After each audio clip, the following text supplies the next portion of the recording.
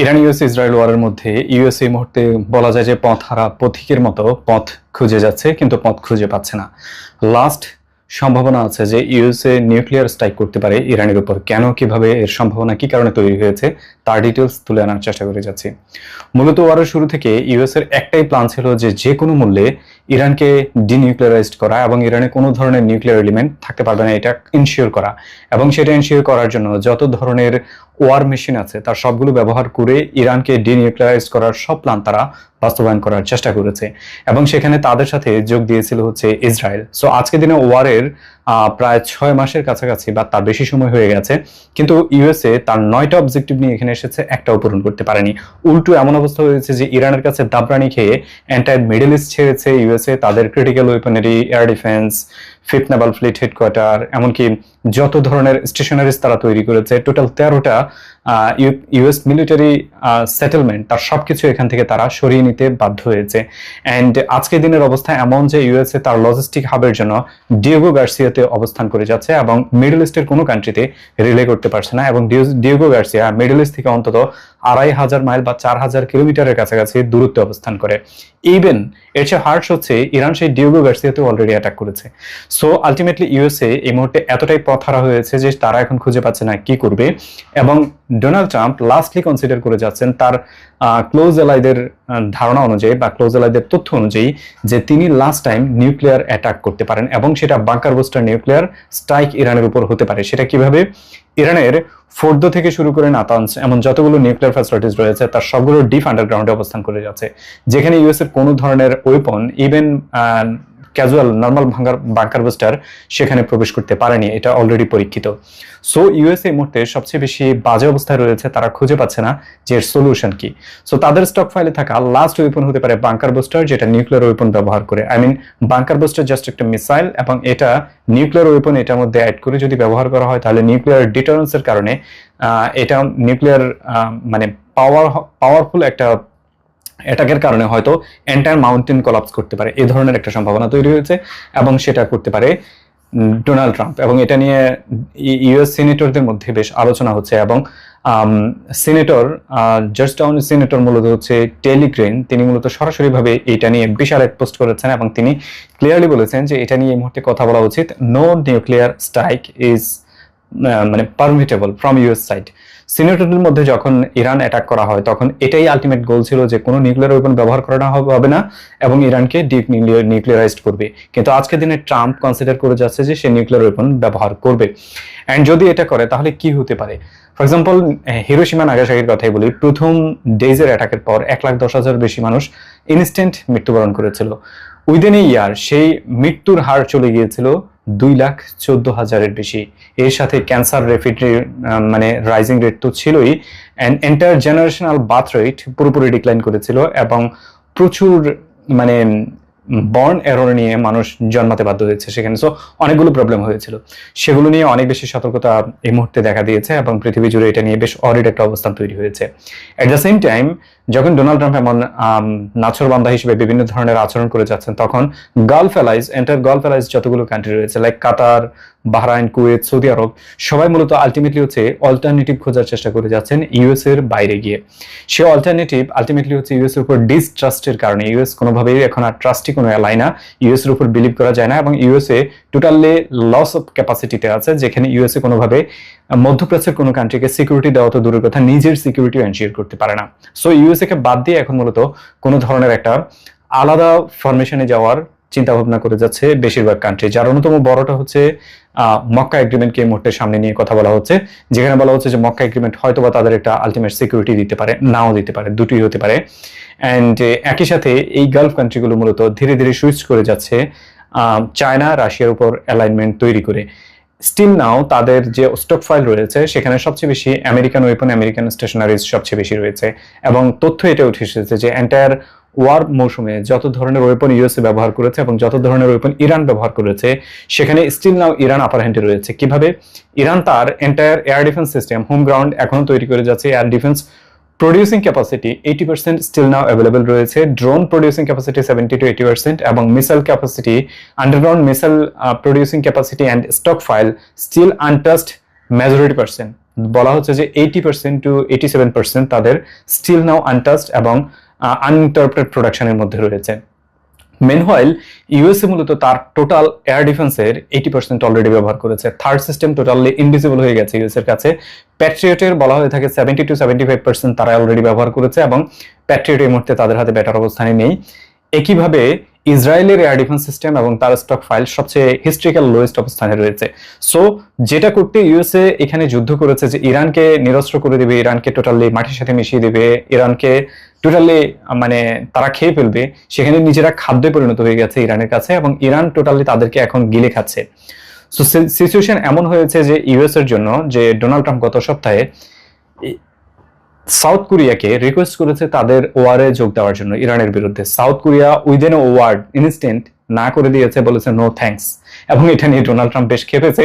Donald Trump বলে যাচ্ছে যে সে মানে এখন আর সাউথ কোরিয়ার সাথে কোনো ধরনের মিলিটারি অ্যালাইনমেন্ট করবে না, সাউথ কোরিয়ার সাথে কোনো এক্সারসাইজ করবে না, সাউথ কোরিয়ার মিলিটারি এইড থাকবে না এবং সে কিম জং উনের সাথে ক্লোজ অ্যালাইনমেন্টে যাবে খুব দ্রুতই, এই ধরনের কথা বলে যাচ্ছে। সো এটা অ্যাকচুয়ালি আমেরিকার জন্য জিওপলিটিক্যালি গুড অ্যান্ড বেড সেটা আপনি ক্লিয়ারলি বুঝবেন যখন আপনি দেখবেন ইউএসএ তার স্ট্র্যাটেজিক শিপমেন্ট যখন করে যাচ্ছে। Like for example USS Abraham লিঙ্কনকে মিডল ইস্ট থেকে সরিয়ে তারা হোমে পাঠাচ্ছে, ইউএসএ তে পাঠাচ্ছে এবং ইউএসএস জর্জ ওয়াশিংটনকে মূলত মিডল ইস্টে নিয়ে আসছে। জর্জ ওয়াশিংটন দীর্ঘ সময় ডিউটি করে যাচ্ছে মূলত তাইওয়ান উপকূল এরিয়াতে, লাইক জাপানিজ কোস্ট এবং ফিলিপাইন কোস্ট এরিয়াতে তার অবস্থান দীর্ঘ সময়। এবং এখানে তার ডিটারেন্স হচ্ছে যদি চায়না কোনো ধরনের অ্যাটাক তাইওয়ানের উপর করে তাহলে ইউএস এখান থেকে চায়নাকে লিটারালি এসকালেট করবে এবং চায়নাকে পূর্ণ জবাব দেবে। সো সেই জায়গায় যে ওয়েপন এখানে তাইওয়ানকে প্রোটেক্ট করার জন্য এবং এশিয়া প্যাসিফিক ওশনে তাদের ডিটারেন্স তৈরি করার জন্য রাখা হয়েছিল, সেটা খালি করে তারা এখন মিডল ইস্টে আসতে হচ্ছে। দ্যাট মিনস হচ্ছে আপনি এশিয়া প্যাসিফিক ওশন ফাঁকা করে দিচ্ছেন। এটার সুযোগ তাইওয়ানে নিবে, রাশিয়াও নিবে, কারণ রাশিয়ার সাথে ওদিকে জাপানের কুরিল আইল্যান্ড নিয়ে বেশ বড় ধরনের কোন্দল অনেক আগে থেকে চলছে। অ্যান্ড এট দ্য সেম প্লেসে মূলত হচ্ছে North Korea and Kim Jong Un কি করতে পারে আপনি আন্দাজি করতে পারেন। সো ইউএসএ মূলত তার পলিটিক্যালি অ্যান্ড ওয়ার পাওয়ারের যে একটা ডিটারেন্স সারা ওয়ার্ল্ডে তৈরি করেছে, সেটা এক ইরান ওয়ারে টোটালি একটা খুল্লা হয়ে গেছে যে ইউএসএ টোটালি এই মুহূর্তে লেস অফ পাওয়ারের একটা কান্ট্রি, যাকে এখন ভয় পাওয়ার কোনো কারণ নেই। সো এটাই সবচেয়ে বড় রিজন যে তাইওয়ান অ্যাটাক ইমিনেন্ট হয়ে যেতে পারে খুব দ্রুত সময়ে এবং মানে চায়না এটা যে কোনোভাবে অ্যাক্টিভ করতে পারে এবং তাইওয়ানের উপর অ্যাটাক চালিয়েও দিতে পারে। এট দ্য সেম টাইম যখন আমি এতগুলো কথা বলছি তখন ইউএসএ মূলত হচ্ছে মধ্যপ্রাচ্যে যে তার সাম্রাজ্য গড়েছিল দীর্ঘ সময় জুড়ে, সেই সাম্রাজ্যের পতনের পথে যাচ্ছে এবং ইরানের কাছে লিটারালি অল ফ্রন্টে পরাজিত হয়েছে, এটা বলেছেন গালিভাভ। গালিভাভের কথা অনুযায়ী তারা মিলিটারি ডিপ্লোমেসি অ্যান্ড অ্যাগ্রেসিভ অ্যাটাকের এগেনস্টে যেভাবে পাওয়ার ফাইট করেছে তাতে পুরো ইউএসএ কে তারা মূলত বিট করেছে।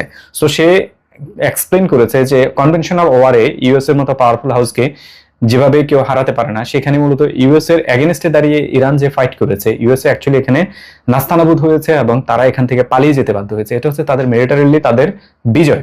অ্যান্ড ডিপ্লোম্যাটিক্যালি তারা যে ডিল করেছিল 60 ডেজ আগে, 60 ডেজের একটা মেমোরেন্ডাম অফ আন্ডারস্ট্যান্ডিং, সেই মেমোরেন্ডাম অফ আন্ডারস্ট্যান্ডিং এর 14টা ক্লজ 14টাই মূলত ইরানের ফেভারে ছিল।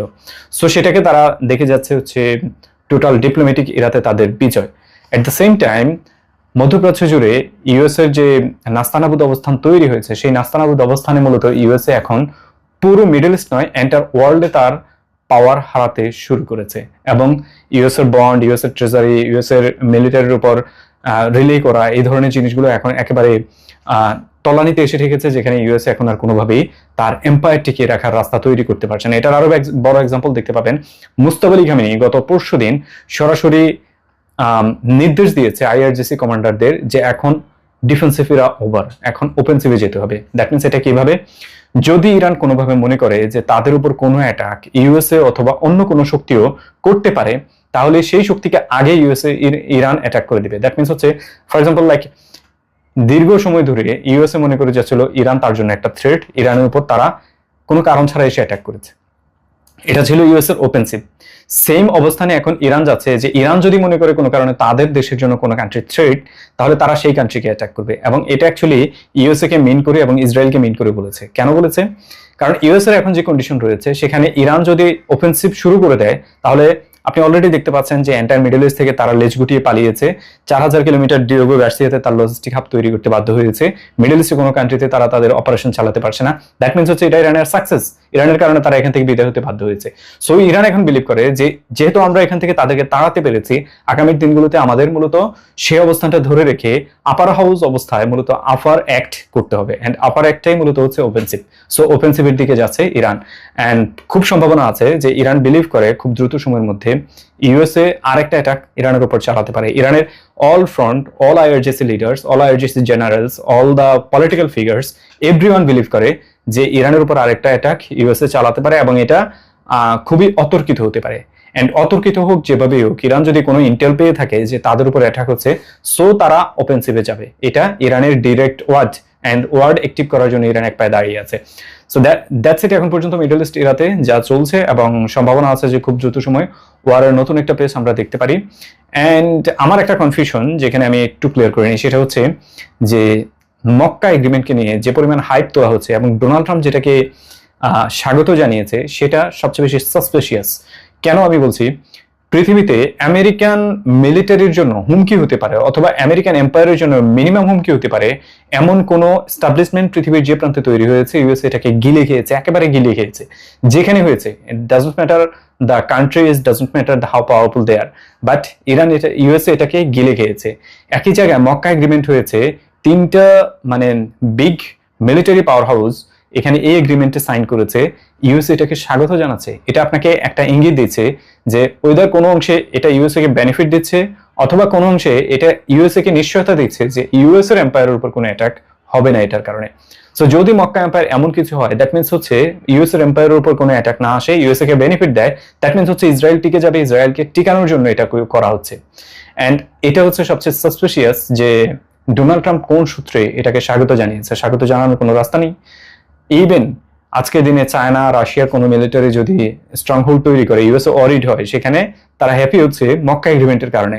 যেটাকে আমি ইসলামিক ন্যাটো বলার চেষ্টা করে যাচ্ছি, সেটা হলো ইসলামিক ন্যাটো নাকি এন্টি ইসলামিক ন্যাটো, সেটা আমার বোঝার জন্য আরো সময় প্রয়োজন।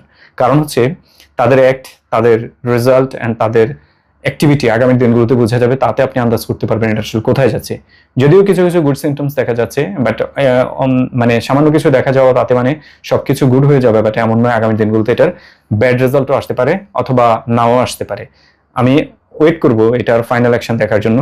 দেখা যাবে। ইরানের পার্লামেন্টের একজন শীর্ষ নেতা আজ সরাসরি ডোনাল্ড ট্রাম্পকে বলেছেন, হরমুজ নিয়ে হুমকি দেওয়ার বদলে নিজের নিরাপত্তা নিয়ে ভাবা উচিত।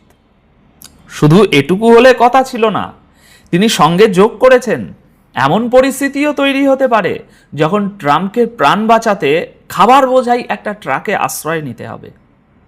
দর্শক বন্ধুরা, আজ 16ই আগস্ট বিকেলবেলা এই মুহূর্তে মধ্যপ্রাচ্য থেকে আসা সবচেয়ে গুরুত্বপূর্ণ খবরগুলো একসঙ্গে আপনাদের জন্য সাজিয়ে এনেছি। খবরের শিরোনামগুলো একবার শুনে নিন। ট্রাম্পকে ইরানের সরাসরি হুঁশিয়ারি, নিশানা কি এবার মার্কিন প্রেসিডেন্ট নিজেই? হরমুজ প্রণালীতে ইরান আর ওমানের একটা বড় সমঝোতা, জাহাজ চলাচলের নতুন রুট চূড়ান্ত। ইরানি পাইলট আটকে রাখার অভিযোগ সাফ অস্বীকার করল কাতার। আর ওদিকে দক্ষিণ লেবাননে ইসরায়েলি হামলা ফের তীব্র, হিজবুল্লাহর 2 কমান্ডারকে মারার দাবি। লেবানন আর গাজা দুই ফ্রন্টেই ইসরায়েলের প্রতিরক্ষা মন্ত্রীর কড়া হুমকি। দর্শক বন্ধুরা, খবর এর চেয়েও বেশি আছে, তাহলে চলুন শুরু করা যাক। প্রথমে আসি ইরানের ওই বিবৃতিতে। আজ 16ই আগস্ট মেহের নিউজ এজেন্সির খবর পড়ে সত্যি বলতে আমি নিজেই একটু থমকে গিয়েছিলাম যে হচ্ছেটা কি। কারণ ইরান সাধারণত এই ধরনের ভাষায় হুঁশিয়ারি দেয় না। বিবৃতিটি দিয়েছেন ইব্রাহিম আজি। তিনি শুধু একজন সাংসদ নন, তিনি ইরানের পার্লামেন্টের জাতীয় নিরাপত্তা কমিশনের চেয়ারম্যান, অর্থাৎ যার কথা ইরানের ভিতরে এবং বাইরে দুই জায়গাতেই খুব গুরুত্ব দিয়ে শোনা হয়। সোশ্যাল মিডিয়ায় তিনি লিখেছেন, ভালো করে শুনবেন, ট্রাম্পের উচিত হরমুজ প্রণালী নিয়ে বারবার হুমকি দেওয়ার বদলে নিজের নিরাপত্তার কথা ভাবা। এরপরেই সেই খোঁচা, প্রাণ বাঁচাতে একদিন খাবার বহনকারী ট্রাকে লুকাতে হতে পারে। এখন এই খোঁচার আসল মানেটা কোথায় জানেন? মার্কিন সংবাদ মাধ্যমের একটি প্রতিবেদনে, যেটা আমরা আপনাদের এর আগেই দেখিয়েছিলাম, বিস্তারিত জানিয়েছিলাম, সেখানে বলা হয়েছিল জুলাই মাসে তুরস্ক থেকে ব্রিটেনে যাওয়ার সময় সম্ভাব্য ইরানি হামলার আশঙ্কায় ট্রাম্প তার আকাশপথের পরিকল্পনা বদলাতে হয়েছিল। প্রতিবেদন অনুযায়ী তিনি প্রথমে বড় এয়ারফোর্স ওয়ানে উঠেছিলেন, পরে গোপনে তাকে ছোট একটি C-32 বিমানে সরিয়ে নেওয়া হয়।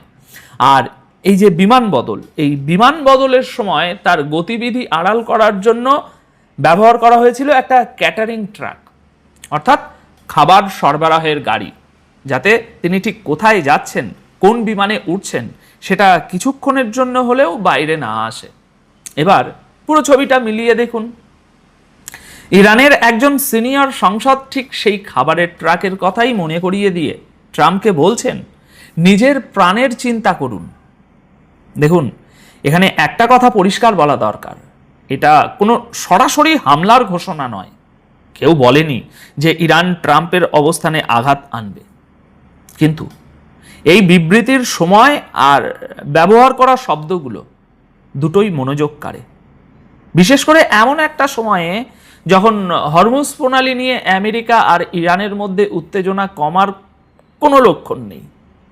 তাই প্রশ্নটা উঠছে, ইরান কি এবার কোনো মার্কিন সামরিক ঘাঁটির বদলে সরাসরি মার্কিন প্রেসিডেন্টের নিরাপত্তাকেই নিশানা করার ইঙ্গিত দিচ্ছে?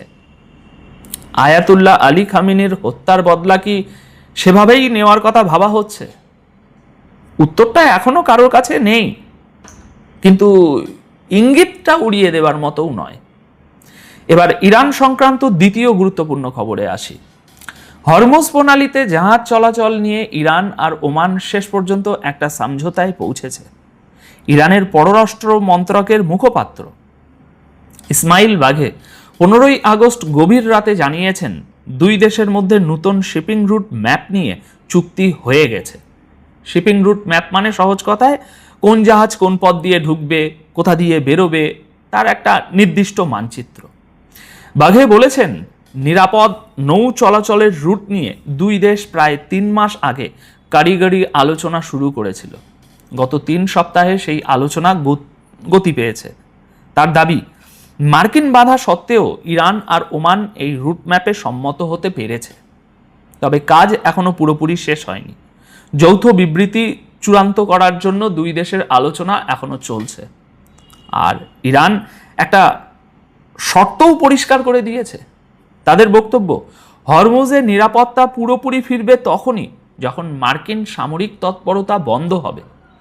অর্থাৎ রুট ঠিক হয়ে গেছে, কিন্তু হরমুজের স্বাভাবিক জাহাজ চলাচল ফেরার পথে আমেরিকা আর ইরানের মধ্যে বড় মীমাংসাটা এখনো বাকি।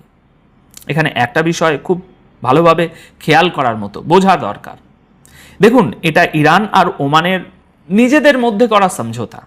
এটা কোনো নিয়ম নেই, এরকম কোনো নিয়ম নেই যে এতে আরব দেশগুলো, বাকি বিশ্ব কিংবা আমেরিকা এটা মেনে নিতে বাধ্য হবে।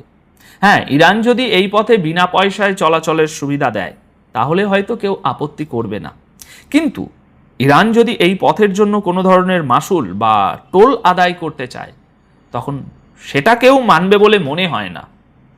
আর যদি মেনে নেওয়া হয় তাহলে সেটা হবে আমেরিকার জন্য সরাসরি হার। কারণ আমেরিকা এই যুদ্ধে জড়িয়েছিল ইরানের পরমাণু কর্মসূচি শেষ করার নাম করে। এখন সেই যুদ্ধের শেষে যদি হরমুজ চলাচলের নিয়ন্ত্রণই ইরানের হাতে চলে যায় তাহলে প্রশ্নটা তো উঠবেই, লাভটা কার হলো? আর ওমানের খেলাটাও সহজে বোঝা যাচ্ছে না। বাকি আরব দেশগুলোর মতো আমেরিকার সঙ্গে ওমানের ঘনিষ্ঠতা হয়তো ততটা নেই, কিন্তু সম্পর্ক তো আছে।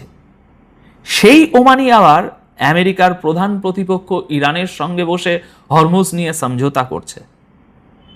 তাহলে এর পেছনে আসলে কার সম্মতি আছে? ওমান কিভাবে আমেরিকার ইচ্ছার বাইরে গিয়ে হরমুজের মতো জায়গা নিয়ে সিদ্ধান্ত নিয়ে ফেলছে?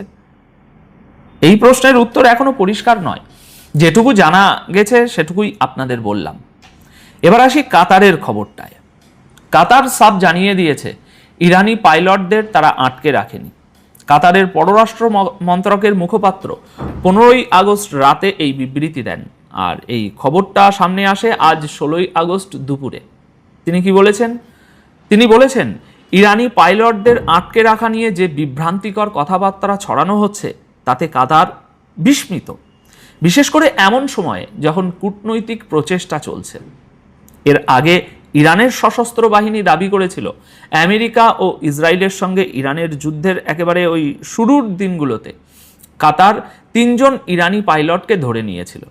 আমরা এর আগের প্রতিবেদনেই আপনাদের পুরো বিস্তারিত জানিয়েছিলাম যে 3 জন পাইলট নিখোঁজ। গতকাল ইরান বলল তারা কাতারের হেফাজতে আছেন, আর আজ কাতার বলছে না, নেই। ইরানি দাবি অনুযায়ী এই পাইলটদের সুখোই 24 যুদ্ধবিমান ভেঙে পড়ার পর তারা কাতারের হাতে আসেন এবং প্রায় 6 মাস ধরে তাদের ওখানেই কাতারে আটকে রাখা হয়েছে। এখন কাতার এই গোটা দাবিটাকেই মিথ্যে এবং ভিত্তিহীন বলে উড়িয়ে দিয়েছে। তাদের বক্তব্য, আপনাদের পাইলট আমাদের কাছে নেই, আপনারা ভুল দরজায় কড়া নাড়ছেন। দর্শক বন্ধুরা, দুই পক্ষের বক্তব্য এখানে সম্পূর্ণ উল্টো। এখন কে ঠিক বলছে সেটা এখনো স্বাধীনভাবে যাচাই করা যায়নি, তাই দুটো দাবিকেই দাবি হিসাবে আমাদের দেখা দরকার। এবার আসি লেবাননে। দক্ষিণ লেবাননে ইসরায়েলি হামলা আবার তীব্র হয়ে উঠেছে। 15 ও 16 আগস্টের রাতে টানা হামলা চলেছে, আর পরিস্থিতি দেখে মনে হচ্ছে গোটা অঞ্চলটা আবার একটা বড় সংঘাতের দিকেই এগোচ্ছে। ইসরায়েলি সেনাবাহিনীর দাবি, দক্ষিণ লেবাননে হিজবুল্লাহর 2 সিনিয়র কমান্ডারকে তারা মেরে ফেলেছে এবং এই অভিযান চালানো হয়েছে 3 জন ইসরায়েলি সেনা আহত হওয়ার পর। প্রতিবেদনের তথ্য অনুযায়ী নিশানা করা হয়েছিল হিজবুল্লাহর বদর রিজিওনাল ডিভিশনের senior commander Ali Mohammad Fakhr al দিনকে, আর দ্বিতীয়জন হলেন আলী সমীর আল হজ হাসান, যিনি হিজবুল্লাহর বিশেষ বাহিনী রাদওয়ান ফোর্সের একজন ব্যাটালিয়ন কমান্ডার ছিলেন। অর্থাৎ ইসরায়েলি বাহিনীর দাবি অনুযায়ী একেবারে উপরের সারির 2 কমান্ডারকেই তারা এই হামলায় নিশানা করেছে এবং ইসরায়েলি সেনাবাহিনীর বক্তব্য হচ্ছে দক্ষিণ লেবানন থেকে চালানো একটা বিস্ফোরকবাহী ড্রোন হামলায় তাদের 3 জন সেনা গুরুতর আহত হয়েছিল। এটা প্রথমের ঘটনা। তারপর তারই জবাবে হিজবুল্লাহর ঘাঁটিগুলোতে এই বিমান হামলা চালানো হয়েছে। এখন এই ঘটনার আরেকটা দিক আছে যেটা আরো বড় হয়ে উঠতে পারে। কেন বলছি? কারণ ইসরায়েলের প্রতিরক্ষা মন্ত্রী ইসরায়েল কাটজ লেবানন এবং গাজা এই 2 ফ্রন্ট নিয়েই কড়া হুঁশিয়ারি দিয়েছেন। আজ 16 আগস্টের এটা একটা বড় খবর। তিনি বলেছেন, কোনো ফ্রন্টেই কিছু বাকি রাখা হবে না। ইসরায়েল তার সেনা এবং নাগরিকদের পুরো শক্তি দিয়ে রক্ষা করবে এবং তাদের উপর হামলার বদলা নেবে।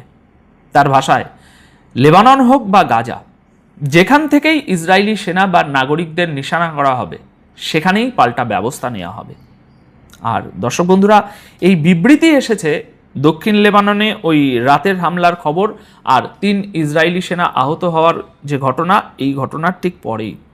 অর্থাৎ এটা কোনো সাধারণ রাজনৈতিক বক্তব্য নয়, এটা একটা ঘোষিত নীতির মতো শোনাচ্ছে। তাহলে দর্শক বন্ধুরা, আজকের এই খবরগুলো মিলিয়ে অ্যাকচুয়াল ছবিটা কি দাঁড়াচ্ছে? একদিকে হরমুজ নিয়ে ইরান কূটনীতির টেবিলে এগোচ্ছে, ওমানের সঙ্গে রুট ঠিক করে নিচ্ছে, নিজেদের অবস্থান আরও শক্ত করছে।